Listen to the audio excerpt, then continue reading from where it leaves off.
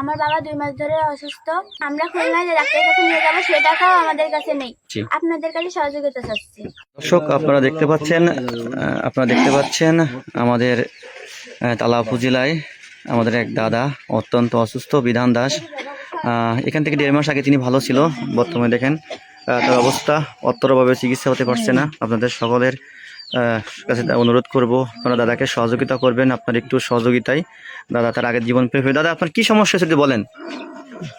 সমস্যা, খাওয়া দাওয়া করছিলাম, ওষুধপাতি খাচ্ছিলাম, ভালো সুস্থ ছিলাম, কিন্তু হঠাৎ করে আমরা আস্তে আস্তে সব পড়ে যাচ্ছে, মাথা দিয়ে, হাত দিয়ে, পা দিয়ে, হ্যাঁ, নড়াচড়া করতে পারি না। কতদিন হয়েছে এরকম? কতদিন হয়েছে এরকম? এই 2 মাস মতো। আপনারা যারা দেখছেন, যদি আমার একটু কিছু সহযোগিতা করেন তাহলে আমি একটু ওষুধ পানি খাই, একটু সুস্থ হবো, আবার আপনাকে মতন চলাফেরা করবো। ও আর কি কব আপনাকে, যা পারবেন করবেন। দর্শক দেখতে পাচ্ছেন ওনাদের সেই নাম্বার, বিকাশ নাম্বার পার্সোনাল, এটা ওনাদের সরাসরি যোগাযোগ করতে পারবেন। এই নাম্বারে সরাসরি কথা বলতে পারবেন। সুমন, আমার বাবার নাম বিধান।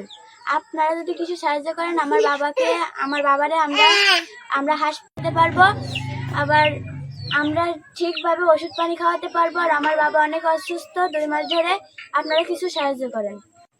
দর্শক আপনারা দেখতে পাচ্ছেন আর বাড়ির অবস্থা এই।